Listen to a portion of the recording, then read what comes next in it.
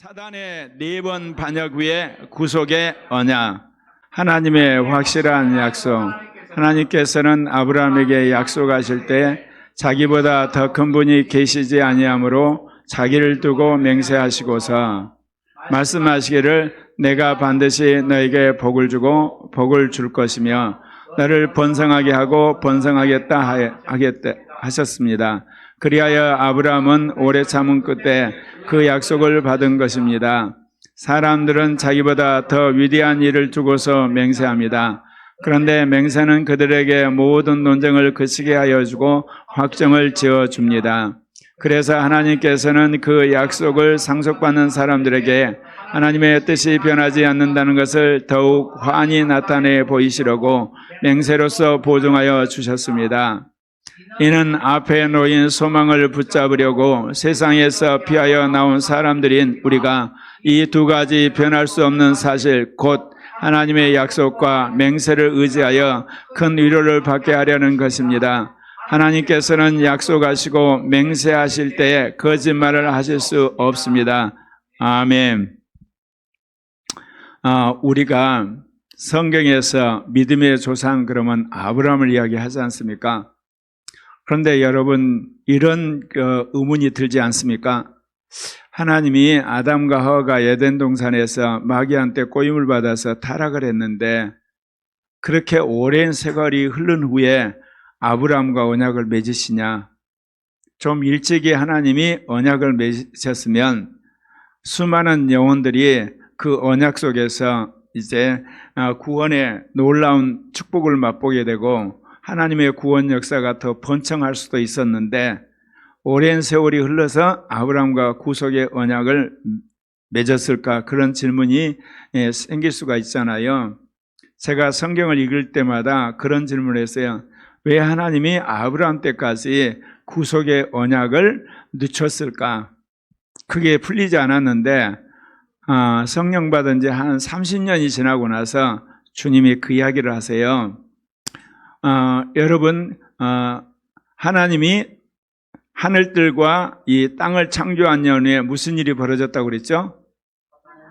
천사장과 천사였던 그들이 하나님과 견주려고 반역을 해서 타락을 했다고 그랬죠. 그래서 사탄이 되고 사탄의 부하들이 되는 사건이 일어났는데 그 시기가 창세기 1장 2절이 일어나기 바로 직전에서 그런 사건이 일어났다고 그랬잖아요.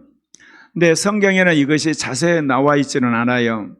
왜 그러냐면 성경은 누구를 위한 책이죠? 인간을 위한 책이기 때문에 이런 천사나 악한 영들에 관한 이야기는 아주 필요한 경우 외에는 자세히 쓰지를 않습니다. 왜냐하면 성경은 천사나 악한 영들에게 필요가 없어요. 우리에게 필요하기 때문에. 그러나 우리가 사단의 타락이나 이런 악한 영들의 타락을 추정해 볼 수 있는 성경 말씀은 있거든요.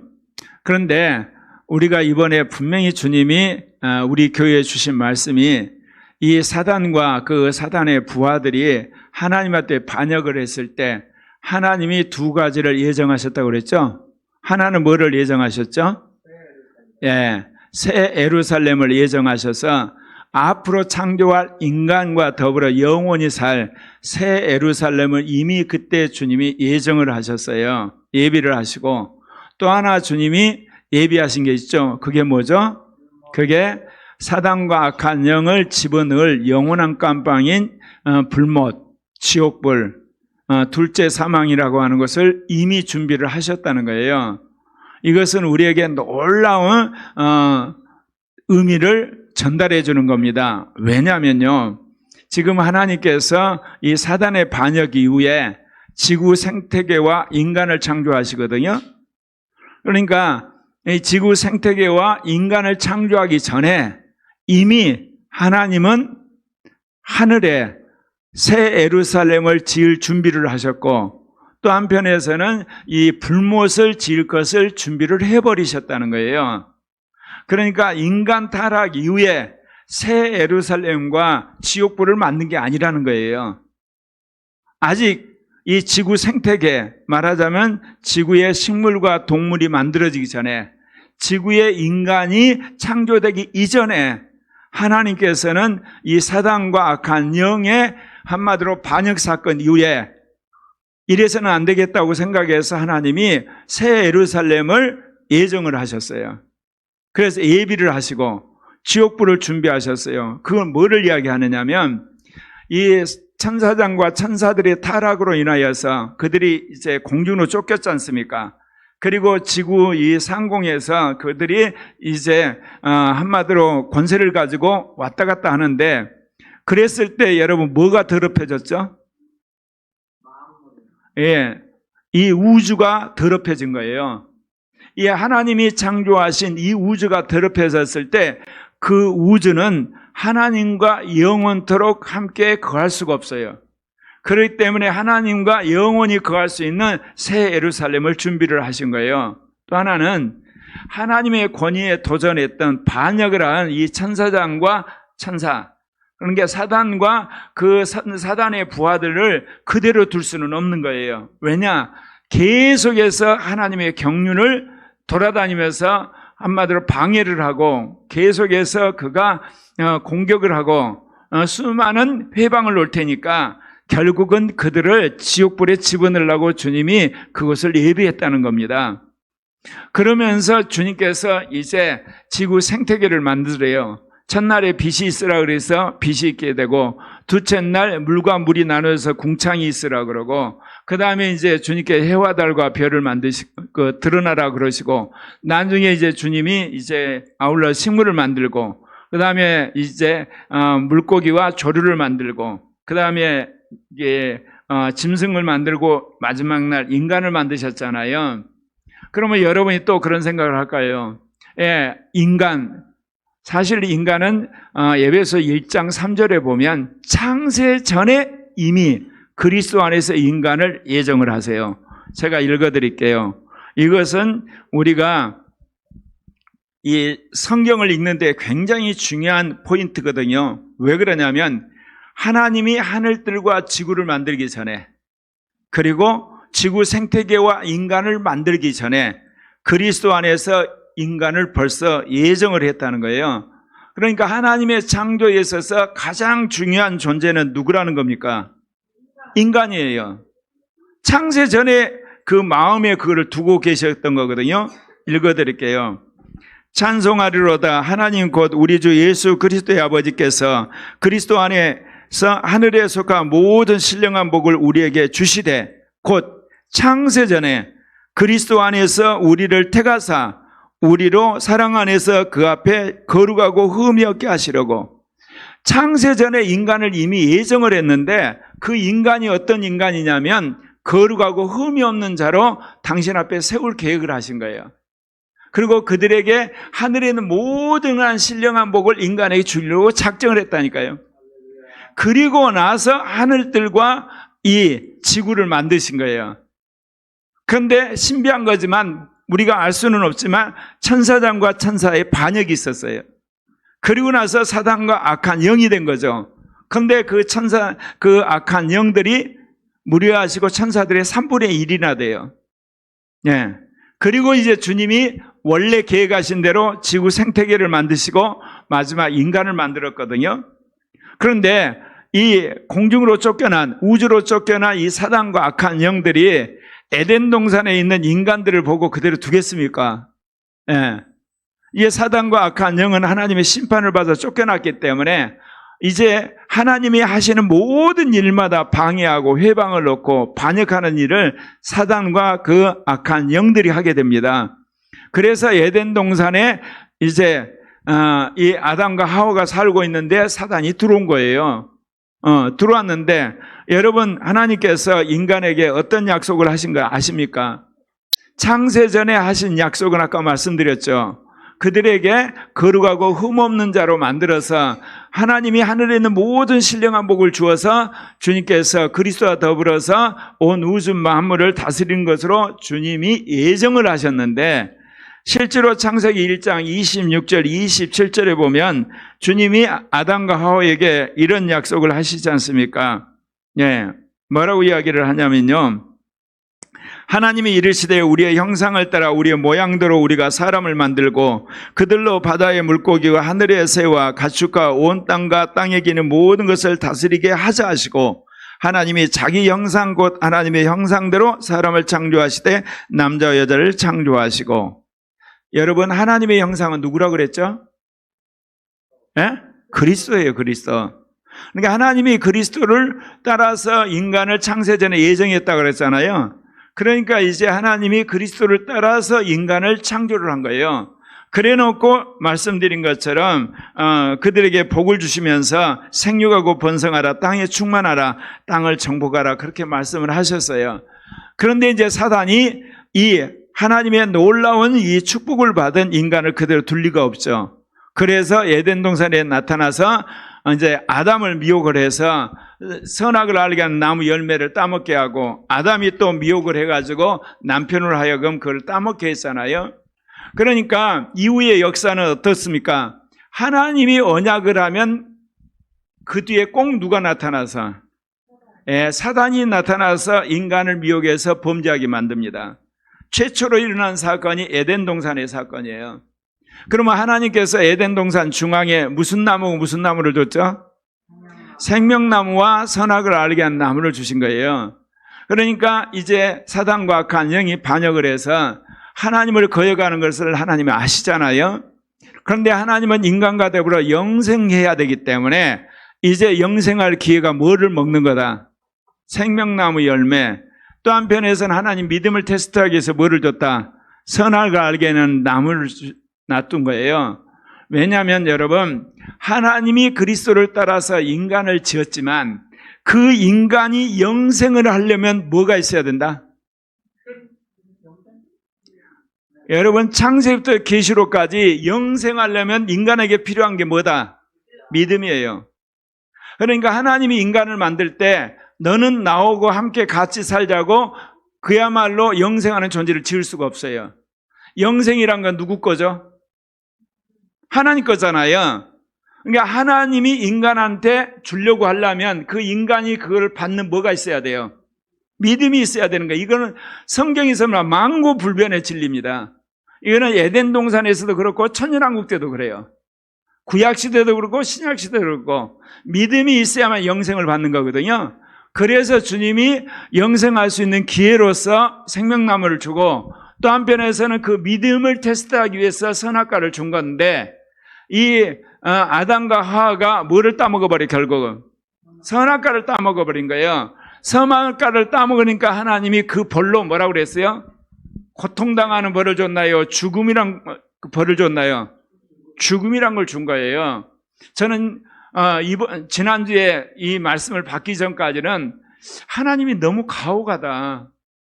예를 들면 설찬이가 연필 하나 줬는데 사형이다. 예를 들면 기쁨이가 예를 들면 유튜브 한번 봤는데 사형이다. 예를 들면 온유가 누나하고 한번 싸웠는데 사형이다. 나라가 예를 들면 부모님한테 한번 대들었는데 사형이다. 너무한 거 아니야? 너무한 거잖아. 선악을 하는 나무 열매를 따먹었어. 근데 하나님 사형을 하고 죽여버렸단 말이야. 결국 죽음을 당하잖아요. 그런데 내가 이해를 못했어, 이날까지. 왜 죽여야 된다? 그럼 왜냐하면 인간이 범죄하면 인간 자체가 어떻게 된 거예요? 인간이 범죄하면 어떻게 돼요? 하나님을 거역한 죄인이 됐죠. 그 결과는 어떻게 되는 거예요? 하나님과 영원히 같이 살 수가 없어요. 그러니까 죽어야 되는 거예요. 자, 하늘과 땅이 사단과 악한 영에 의해 더럽혀졌죠. 그래, 안 그래요? 그러면 이 하늘과 땅은 죽어야 되죠. 그거를 어떻게 이야기하죠? 성경에서는 사라진다, 그렇게 이야기하는 거예요. 왜? 하늘과 땅은 생명체가 아니니까.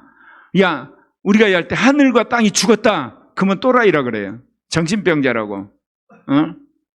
하늘과 땅이 죽는 것을 뭐라고 하냐? 하늘과 땅이 사라졌다 그런 거예요. 그러니까 인간도 죽고 또 뭣도 죽어야 돼? 동물도 식물도 만물이 다 사라지는 거예요. 네. 그거를 지난 주간에 제가 알게 됐어요. 아, 그렇구나 이게. 그러니까 하늘에 있는 하나님과 천사들 외에 사단과 악한 영들뿐만 아니라 인간, 동물, 식물, 하늘과 땅 다 사라져야 되는 거예요. 네. 그리고 나서 이제 그들을 새롭게 구속을 한 다음에 새롭게 생명을 줘야만 영생하게 되는 거예요.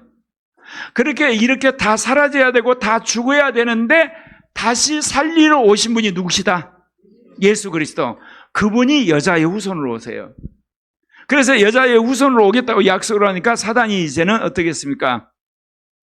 이제 누구를 죽여야 되겠어요? 여자를 죽여야 되는 게 여자를. 여자의 후손으로 와가지고 자기를 이제 머리를 상할 테니까. 그런데 아담과 하와가 낳은 자녀가 몇 명이요? 성경에 의하면 카인과 아벨이잖아요. 자, 카인과 아벨인데 사단이 어떤 방법을 썼어요? 카인이 누구를 죽여버려? 믿음의 동생인 아벨을 죽고 나면 여자의 후손이 태어날 수 있다 없다? 없죠. 왜? 카인은 범죄자가 됐잖아. 믿음의 사람인 아벨은 죽어버렸잖아. 그러면 여자 후손은 끝나는 거야 이제. 그러면 사단은 속으로 뭐냐? 고소한 거야. 끝났지? 그런데 하나님이 어떤 방법을 쓰시죠? 다시 아담과 하와의 태를 열어버려요. 그래가지고 우리는 셋을 줘버린 거야. 그래서 새로운 역사가 일어나서 이제 사람들이 어때요? 그 당시는 하나님이 죽었다 그러지만 이 자연 만물이 오늘날처럼 이렇게 아주 더럽고 추악하고 오염돼가지고 그런 게 아니라 너무너무 풍성한 시대야. 그러니까 사람들이 무지무지 많아지는 거야 이제. 그러니까 사단이 이제 그 다음에 여자의 후손을 없애버린 방법이 있어요. 뭐요? 모두 다 음란하게 만들어버린 거야. 모두 다 음란하게 만들어버리면 하나님이 계획하신 여자의 후손이 올 수가 없는 거야. 그러니까 모든 남녀가 서로 음란한 짓을 해가지고 다 더럽혀지는. 하나님이 그러니까 특별히 거기서 누구의 가정만, 노아와 그의 아내와 세 아들과 세 며느리 8명만을 하나님 특별히 구별해서 그들을 성별하신 거예요. 거룩하게. 그러니까 하나님이 도저히 안 되니까 이제 나머지는 어찌해야 된다? 다 죽여버린 거야. 왜 그러겠어요? 그들을 살려놓으면 나중에 어떻게 했어요? 너와 그 가정들도 음란한 문화 속의 후손이 다 한마디로 온통 음란하게 되면 여자의 후손은 나올 수가 없는 거야. 그래서 하나님은 어쩔 수 없이 8명 외에는 다 물로 수상을 했어요. 그러면서 주님이 그들에게 또 약속을 하죠. 이제 하나님께서 이제 내가 물로 심판하지 않겠다 이야기를 하시잖아요. 그러면서 주님이 이제 그들에게 동물을 먹을 수 있는 권한을 주고 사시사철에 축복을 하세요. 예. 축복을 하니까 이제 노아와 그 자녀들을 통하여서 새로운 인류가 나오잖아요. 그러면 사단이 그들 두겠어요? 안 두겠어요? 틀 수가 없잖아요, 이제. 그러니까 사단이 이제 또 한마디로 굴리는 것이 뭐겠어요? 이제 처음에는 어떻게 아담과 하와로 하여금 선악과 먹게 해서 범죄하게 하고, 이제는 카인이 아벨 죽여서 씨를 말려버리고, 이제는 다 온통 음란하게 해서 하나님 저주를 받게 만들어버리고, 이제는 사단이 쓰는 방법이 뭘까? 모든 인간을 똘똘 뭉쳐가지고 우상숭배하게 하는 거야. 그래서 모든 자들이 우상숭배를 해서 스스로 우리가 하나님과 겨루자가는 신성화를 시킨 거야. 신격화. 그래버리면 누가 저주를 할 거다? 하나님이 그 한마디로 똘똘 뭉쳐서 바벨탑을 만들어서 우상화를 시키면 하나님이 이들을 다 저주를 해서 죽여버릴 거다. 그러면 누가 끊겨? 여자의 후손이 끊기잖아.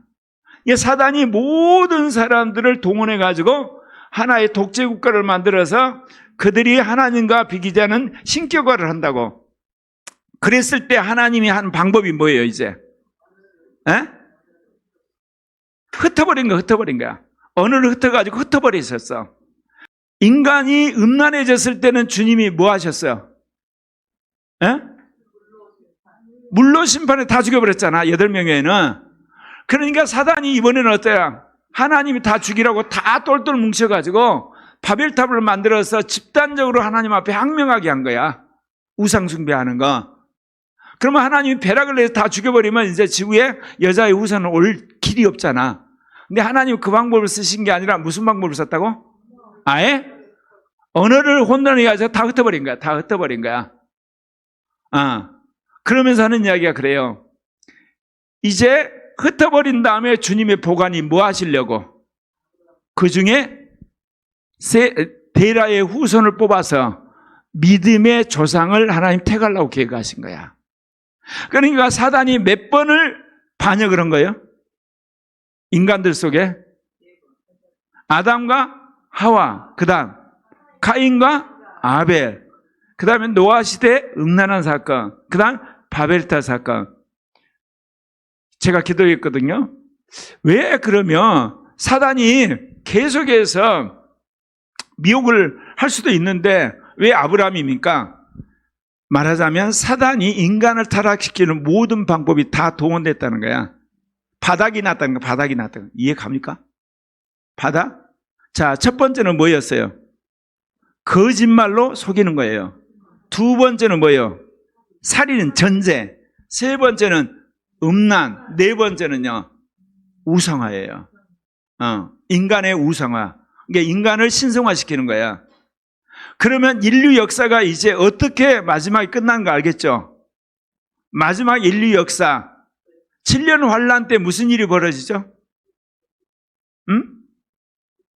적그리스도 거짓 선자를 신성화시켜서 모든 인간들로 하여금 누구를 섬기게 해요? 사단과 적그리스도 거짓 선자 섬기게 하는 거예요. 그러면 이제 사단이 인간을 타락할 수 있는 모든 방법을 동원하도록 하나님이 사단이 할 수 있도록 허락하셨단 거예요. 이제 그 모든 것이 다 끝나고 나니까 이제는 하나님께서 여자의 후손에 이제 그 다음 믿음의 조상인 아브라함을 주님께서 세우셨다는 거예요. 그래서 구속 역사가 아브라함부터 시작되는 거예요. 그런데 이것도 그렇죠.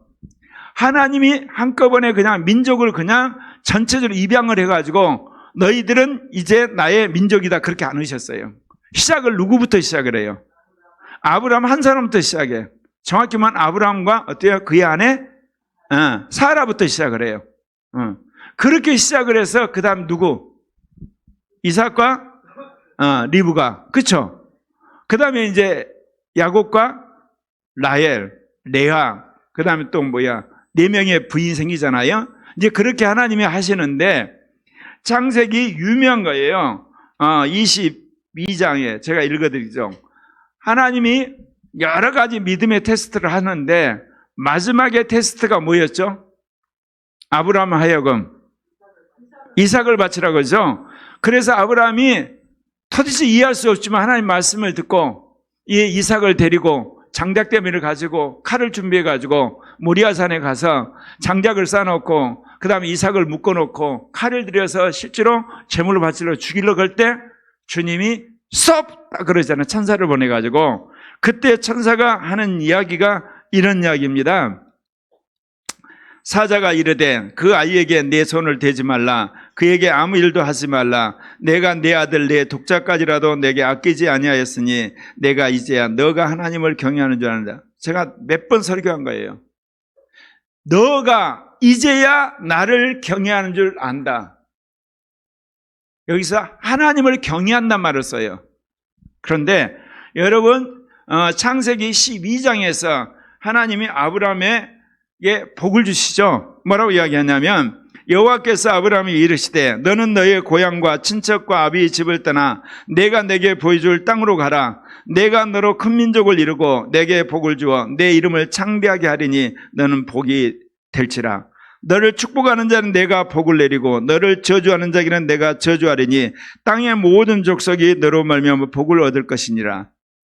우리가 이걸 보면서 아브라함이 믿음의 조상이라고 이야기하는데 사실 이거는 절반만 믿음의 조상이에요. 아브라함이 여기서 받은 복이 뭐죠? 민족을 이루죠. 그 다음 뭐요?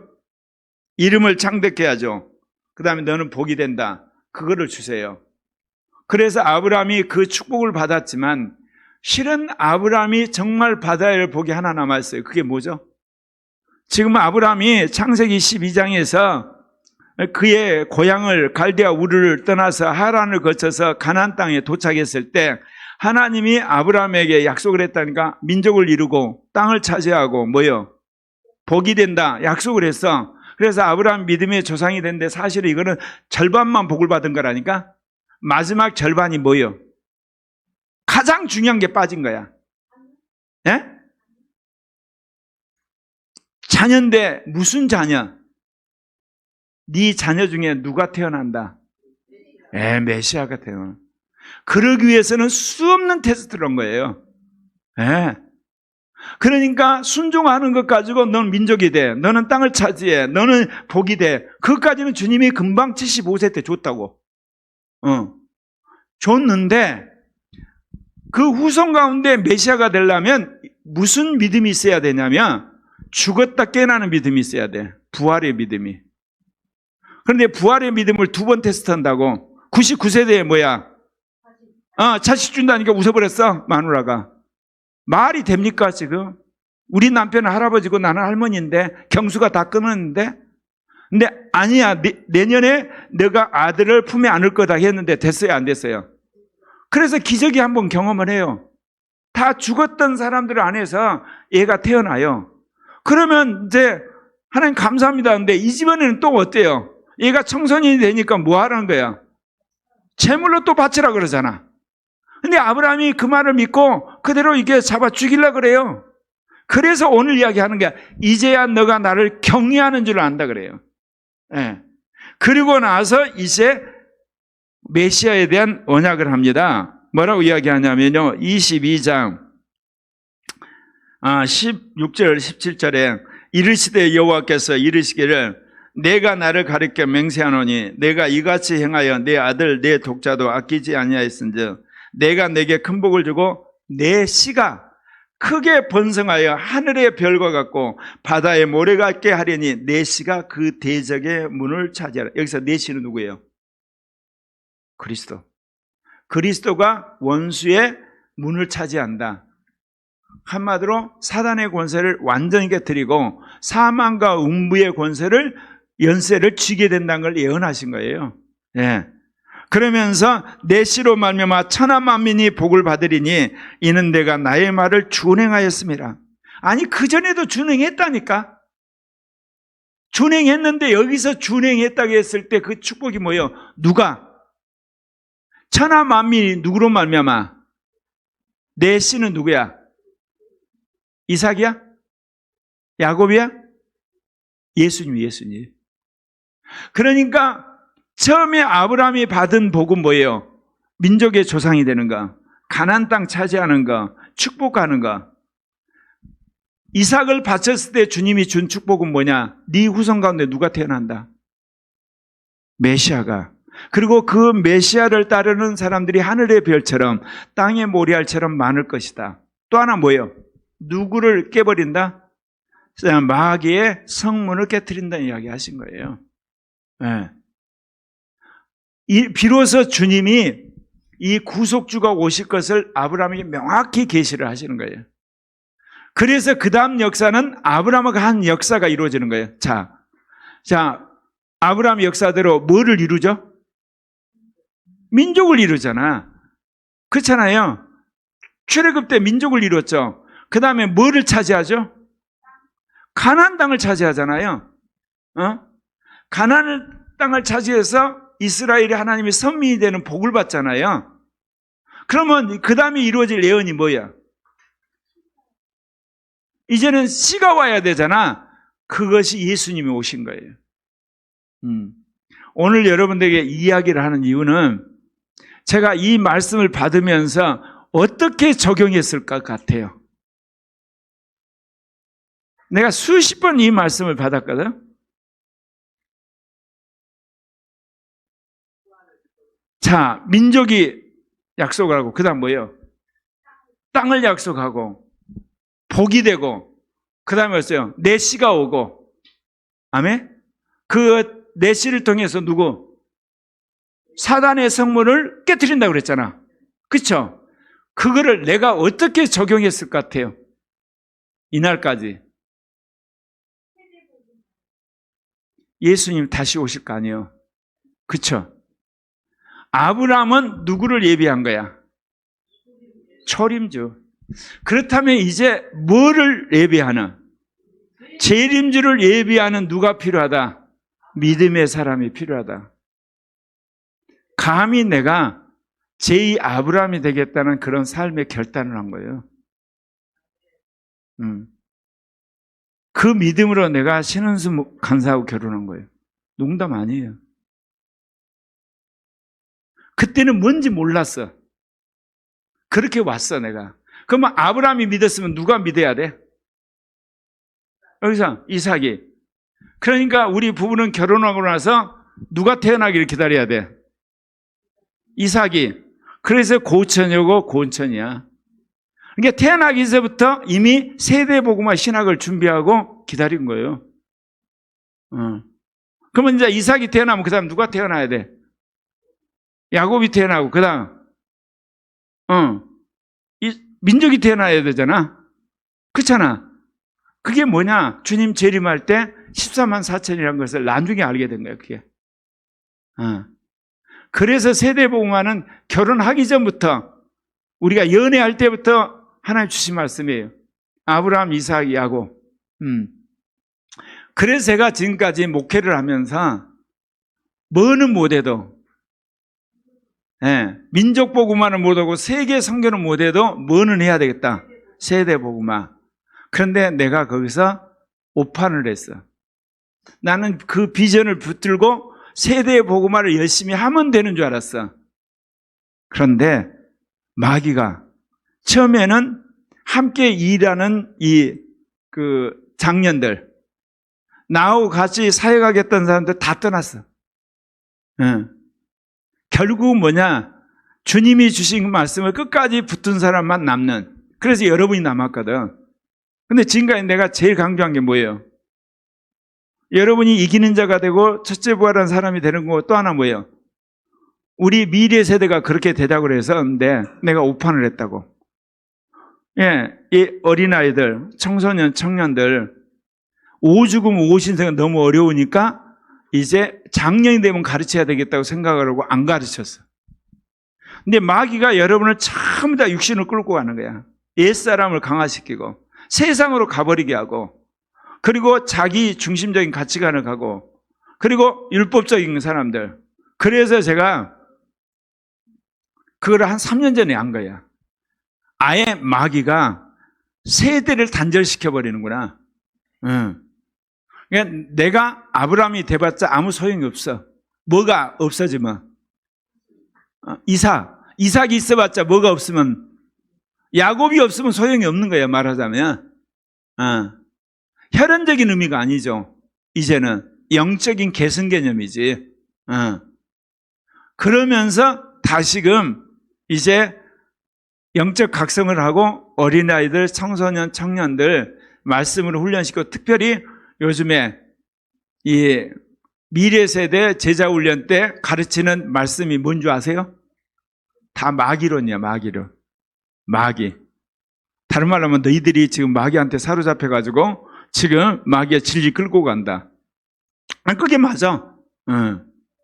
그래서 하나님이 4번의 사단의 반역 위에 구속의 아브라함의 언약을 하셨다면 주님이 초림에서 재림의 역사 가운데 초대교회가 세워지고 고대교회가 세워지고 가톨릭이 세워지고 개신교가 세워지고 이제 주님께서 늦은 빛 성령 시대 주의 재림을 준비하는 세계 선교를 완성하는 그야말로 거기에 핵심적인 군사들인 14만 4천의 비밀을 가르쳐 주신 거야.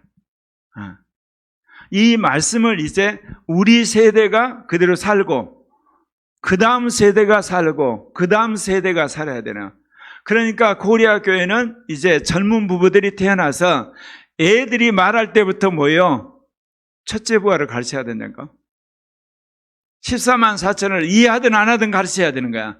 그러지 않으면 영적 공격을 받아서 얘들에게 마귀가 달라붙어 가지고 얘들을 그야말로 영적으로 밀어나는 얘들을 만드는 거야. 잘못하면 거기서 뭐냐, 엔티크리스찬, 적그리스도가 나올 수도 있어. 왜냐하면 마귀가 어찌하든지 이것을 무너뜨리려고 그러니까. 그렇다면 거꾸로 말하면 코리아 교회에 속한 사람과 코리아 교회에 속한 자녀들에게는 뒤집으면 뭐예요? 첫째 부활의 복음을 전할 그런 사명과 그런 축복이 예비되어 있다는 이야기가 되는 거예요. 아멘입니까? 그래서 내가 이번에 완전히 내 교육관을 바꿨다고 그랬잖아요. 대학 안 가도 좋아요. 영어에 미쳐야 돼요. 우리의 미래의 세대가 비행기 타고 다니면 전 세계를 돌아다니며 복음을 전할 날이 오거든. 아무리 AI 시대라고 하지만 영어 해야 돼. 그리고 컴퓨터 해야 돼. 왜? 메시지를 이 디지털 시대에 전달하는 훈련해야 돼. 그리고 성령 받아서 은사 받고 성경 말씀. 그 네 가지만 잘하면 돼. 나머지는 하나님 다 책임져. 대학 안 나가도 관계없어. 이거는 내가 42년 전에 신은승 간사가 연애하면서 시작했던 가치관하고 정반대야. 그때는 나는 지도자가 돼야 된다고 생각한 거야. 사회 지도자. 그러면서 영적인 지도자. 근데 이제는 사회 지도자 안 돼도 돼. 영적 지도자 확실하게 되면 하나님 쓰셔. 사회적 지도자는 말할 것도 없고 더 감사한 거고. 왜냐? 하나님이 우리에게 주신 사명이 말하자면 뭐예요? 초림주를 준비했던 아브라함, 이삭, 야곱이 아니라 재림주를 준비하는 마지막 마무리 작업은 아브라함, 이삭, 야곱과 같은 그런 교회의 사명을 우리에게 주셨다는 거예요. 아멘입니까? 그래서 제가 이날까지 42년을 살아오면서 우리 교회 가는 방향에 대해서 저의 사역에 대해서 정말 노심차서한 거예요. 왜냐? 아브라함이 마누라를 몇 번 팔아먹은 거 알죠? 2번 팔아먹었어. 내가 마누라를 2번 팔아먹은 것 같은 잘못을 하면 안 된다고 생각했는데 나도 그런 짓을 했어. 교육관 얻어가지고 우리 한번 이렇게 곤욕 치는 거 아시죠? 그렇잖아요. 그런 것들. 그리고 공부 1등, 신앙 1등 그래가지고 또 망하고. 그렇지만 주님이 깨닫게 해서 이제 수정하게 하셨고, 그리고 또 이제 아이들의 오죽음 오신생 너무 어려우니까 그거 어른 되면 가르쳤다가 가르쳐야 되겠다 해서 또 속았고, 그래서 주님이 그러한 부분을 통해서 이제 확실하게 성은이부터 시작해서 나까지 모두가 오죽음 오신생, 첫째 부활, 이기는 자, 임마누엘 복음, 그거를 전하고 그렇게 사는 교회로. 정도의 차이는 있겠죠. 그냥 가는 거예요, 다. 왜 주님께서 교회를 개척해서 함께 개척하자고 했던 내 제자들이잖아. 집사돼서 심지어 중매까지 하고 결혼식 다 시키고 얘들 이름까지 있었는데 다 떠났어.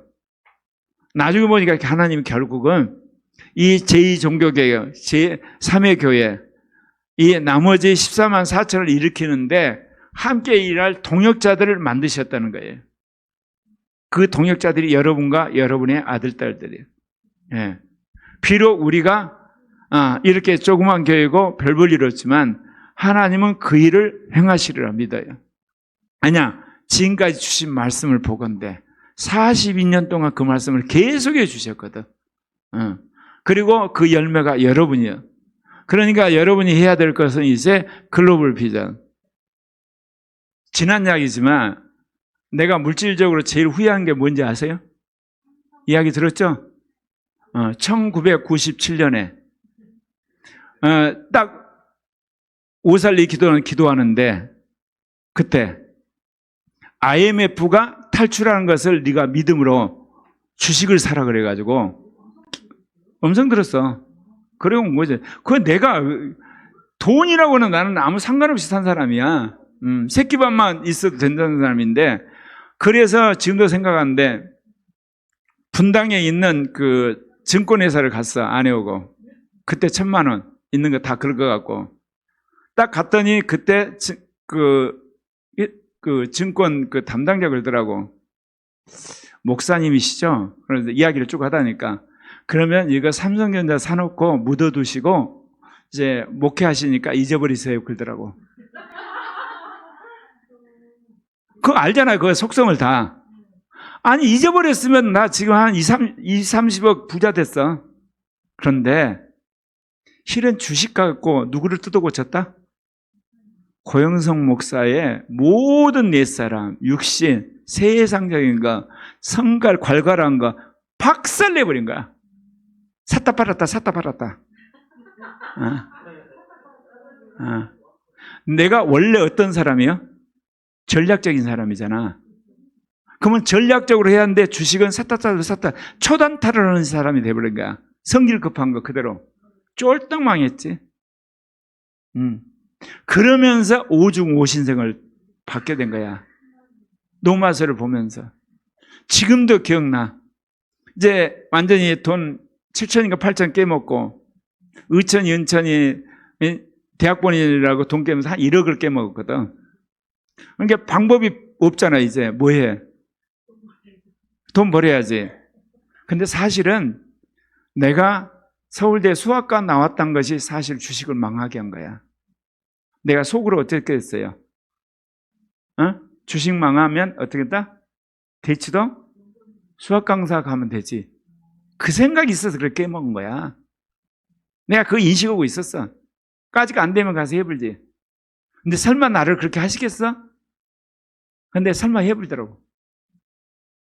그래가지고 지금은 옛 추억인데 대치동 아이들을 가르친 다음에 수요일날 수요 예배가 몇 시에 시작되죠? 8시 반. 그러면 거기서 8시에 차 몰고 30분 안에 그야말로 갓길로 해가지고 손사래까지 딱 와가지고 차 주차해놓고 싹 들어와서 설교한 적이 있어. 그러기를 한 3년인가 2, 3년 했어. 그러면서 내가 오면서 뭐를 했겠어요?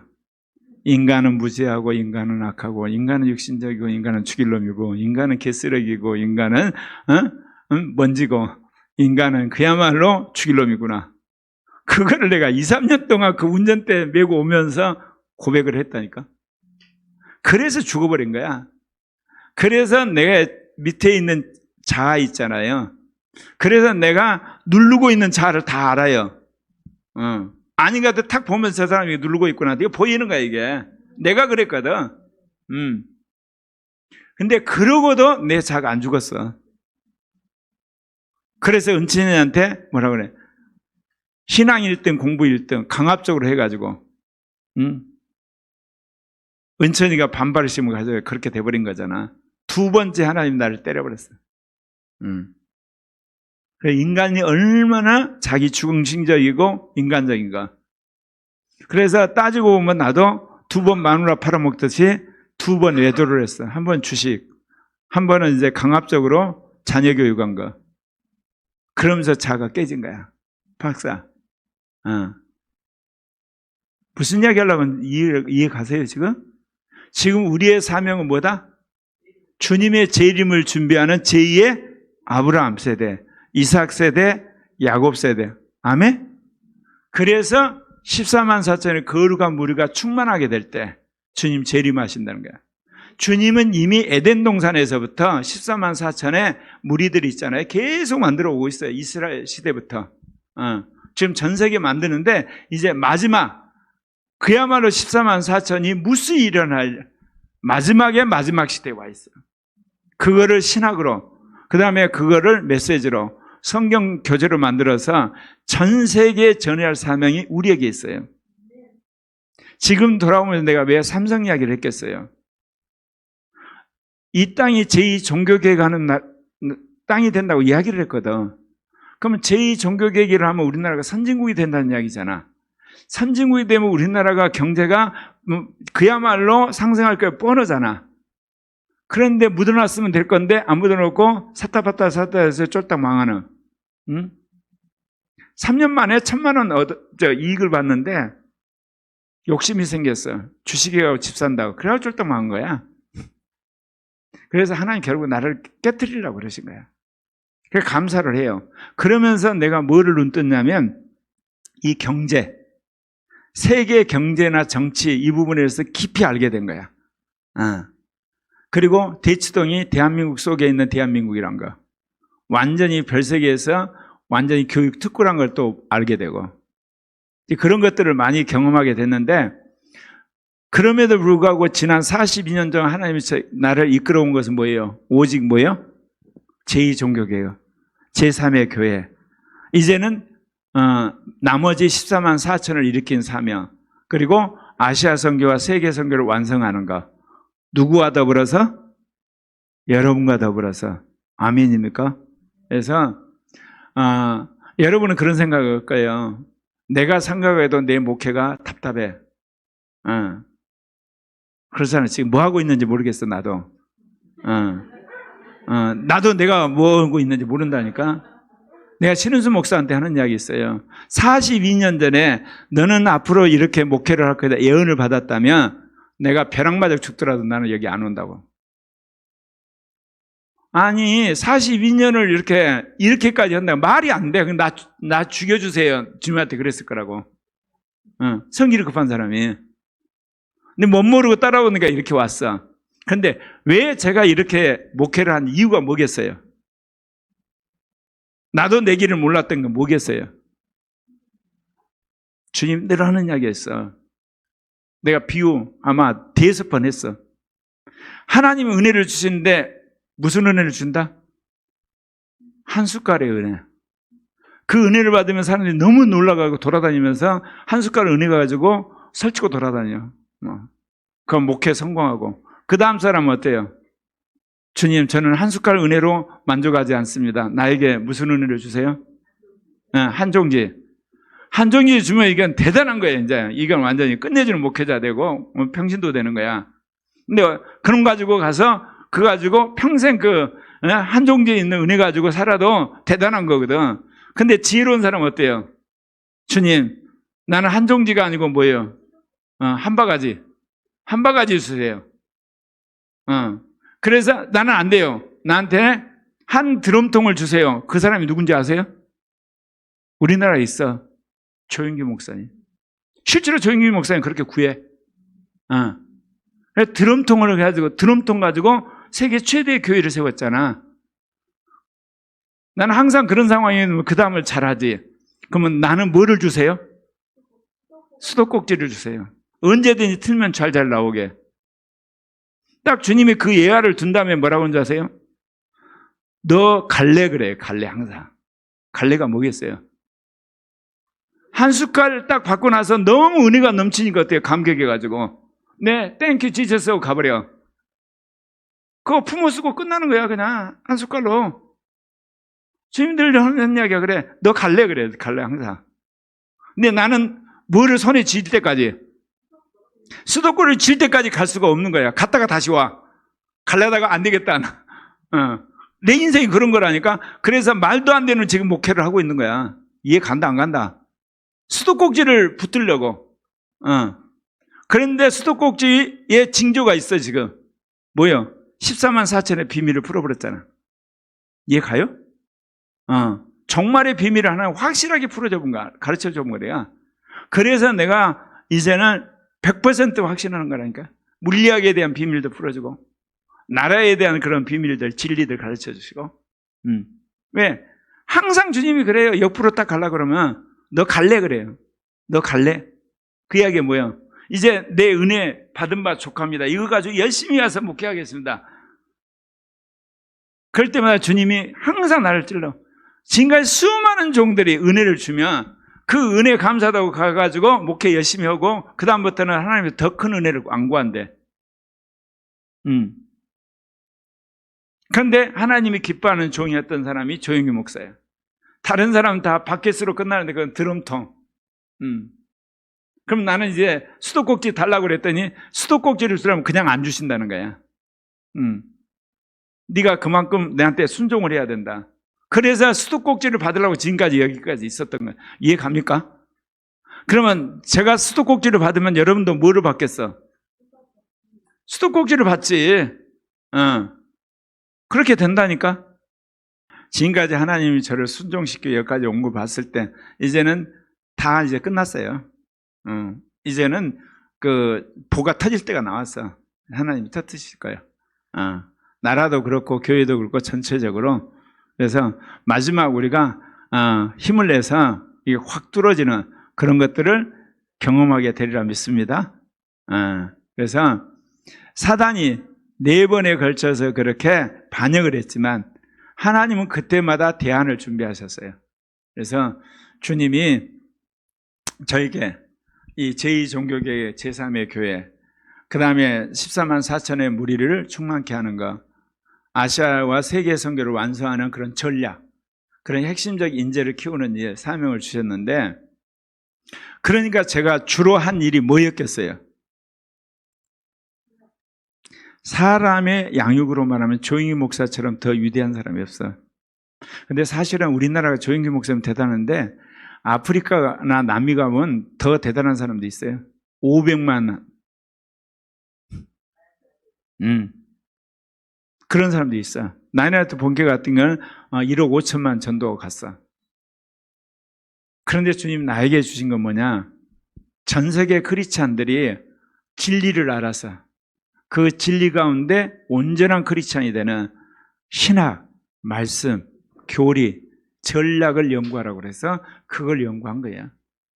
이제 그거를 여러분이 퍼뜨리셔야 돼. 여러분이 가르쳐야 돼. 그런 제자들을. 한국뿐만 아니라 아시아 전 세계. 예. 하나님이 그렇게 하실 겁니다. 예.